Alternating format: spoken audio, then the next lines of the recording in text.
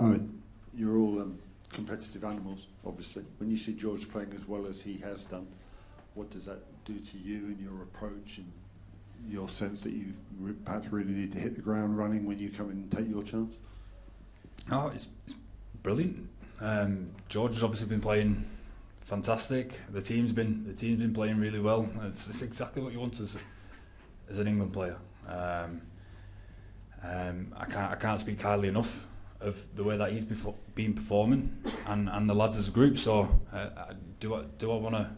Am I excited to get back and pull the shirt on and get to go out there at the weekend? Yeah, massively, and I'm looking forward to seeing what this group can do on Saturday. Does it tell you that you need to really raise your game now from the off, or is that just something you would do anyway? Well, it can only be good for the team. It can only be good for the team with players playing well all across the park. You've mentioned George there. You've mentioned how competitive the back row is. We could go through a good few areas of that, I think, and that can only be good for us as a group, and it only makes you more excited to play. Hi Owen, glad to see you back. Thank you. Has this been the longest 4 or 5 weeks that you've known, because you were fit? It's not as if you couldn't physically play, you just weren't allowed to. Has that been difficult for you? And did you have to ask anyone about dealing with that frustration? Well, I think coming here and being excited about getting started and getting playing and playing in the first warm-up game and then obviously not for a few now has been a bit challenging, because you're unbelievably excited to come and play for England. You're unbelievably excited about getting started in a World Cup. But since we found out about the ban, my role was clear. My role had changed, and I was glad I was able to still train. It's not like being injured where you sat on the sideline and can't do too much and you train on your own. I'm still part of the group, which was good. But yeah, ultimately you want to be out there at the weekend. But as I said, I'm excited to get out there on Saturday now. You've been in World Cups before. You've been had, mixed fortunes in them as tournaments. But what does playing in a World Cup on the biggest stage, even if it's not against the nominally biggest of opponents, mean to you as an individual? No, it's. I mean, I've said excited a lot of times now, but the World Cup's the biggest tournament you can play in. The World Cup, you can see, we've all been here for 3 or so weeks now, and you can see the size of the tournament. You can see the atmosphere that's building around the place. You can see in the games the crowds that are coming over. Everything to do with that is bigger. It's bigger, and personally, I can't wait to get going in it. Yeah. Steve, just one quick one. As you look out, you can see the weather's different to where you've been in Nice and Marseille. Told it's going to be dry on Saturday, but it's going to be 14, 15 degrees. It's going to be no humidity. Do you expect to see those mistakes that the players owned up to particularly on the other night, eliminated from their game, that they'll be handling the ball better as they can in contact? I expect the team to play smart and adaptable and find a way to get the performance and result we want. That's what I said, and that's the way we go into every single game. I said I'm pleased with the way this team is progressing into the tournament. I'm pleased with what we've done in our first 2 games, and now we're on to our 3rd game. And you sense that the team are ready to step up and show another aspect to their game, which is not just to win, but be maybe more confident in themselves and what they're doing? I think the team is building, and I think that Owen has outlined that we're always trying to find improvement in our team, and I see a group of players that are tight together. I see a group of players that are raring to go for Saturday night. Steve, hello. You were in France in 2007. You played the World Cup. You didn't play a lot of games. Do you remember how did you live this difficult situation? And is this your own experience help you today when you talk to the player who are in the stands during a game? I think the experiences I've had throughout my career are always helpful. Some of them are real positive, enjoyable experiences, some of them are otherwise, but they're all always helpful to me to understand and to be able to relate to what the players are feeling and seeing and hearing. I've been in just about every role, from not getting picked to being the captain to getting dropped. I've experienced a lot. Now, the one thing I'll talk about, the experience you mentioned, 2007, and I've shared this experience with the players. In 2007, the feeling was that the England fans came across the channel and just seemed to just take over. They were incredible for the team in 2007, and in the first two games, they've been incredible for the team. And in the way they filled the void that Tom Curry left the field in that first game, they were amazing. And similarly last week, and I'm expecting this Saturday to be even more English fans in the crowd, and we're looking forward to playing in front of them again. Owen, can I ask what you're like watching a game from the stands? Are you the type of person who sort of detaches yourself, or do you sort of kick every ball, play every pass? No, I don't detach myself. No, I'm knackered by the end, to be honest. It's especially that first one. No, I wouldn't describe myself as a good watcher. I feel involved.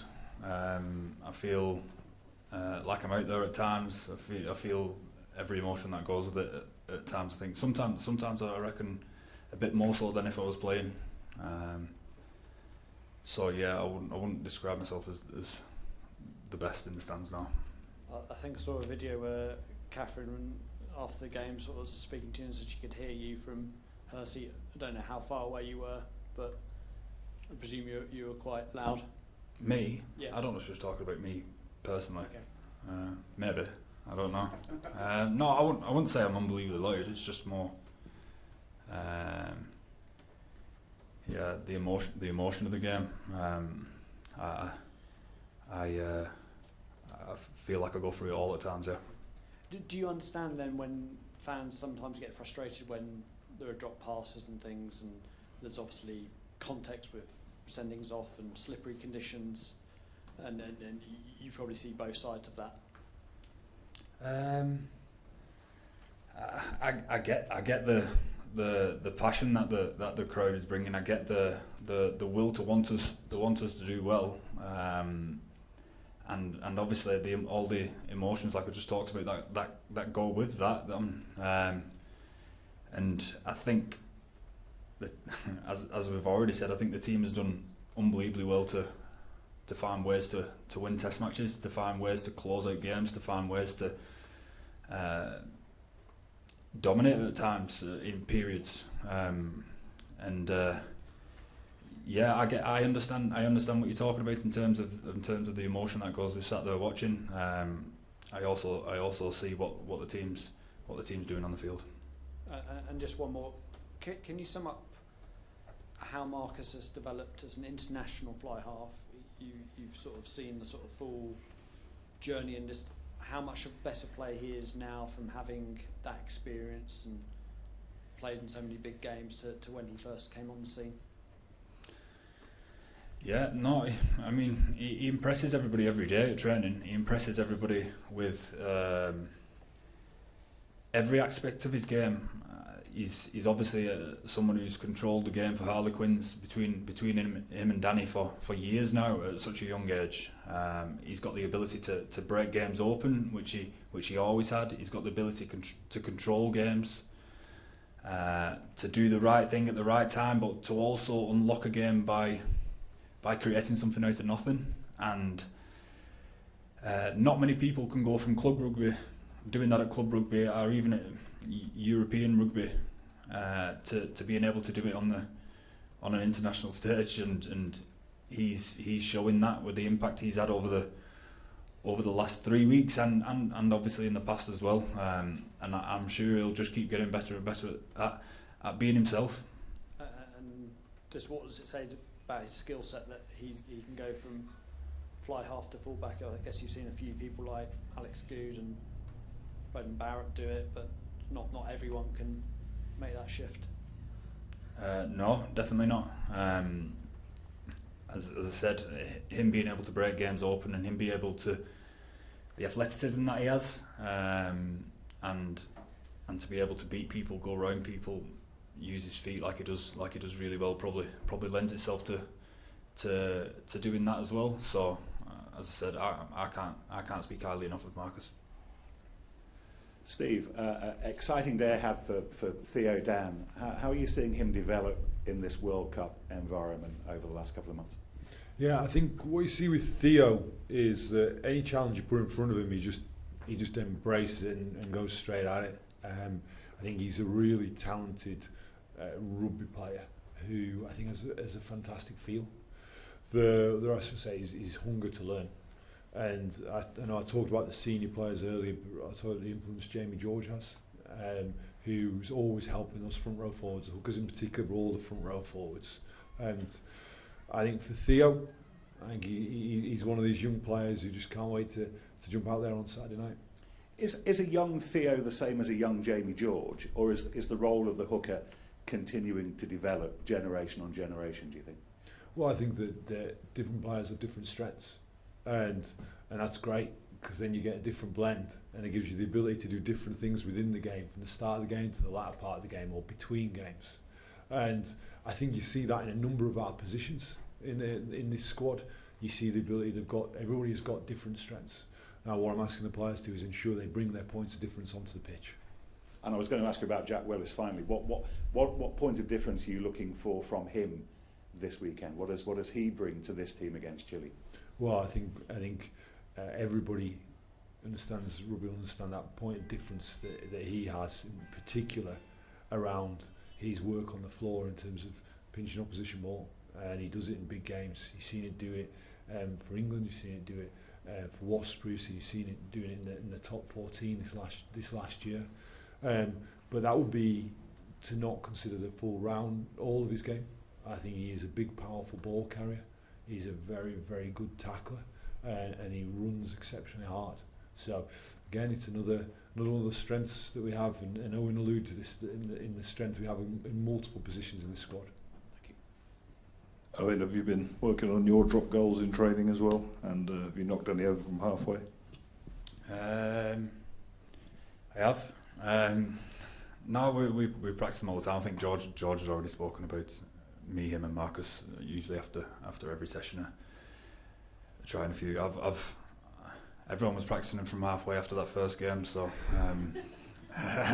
yeah, we've always been at it ever since we've met up in the summer. So yeah.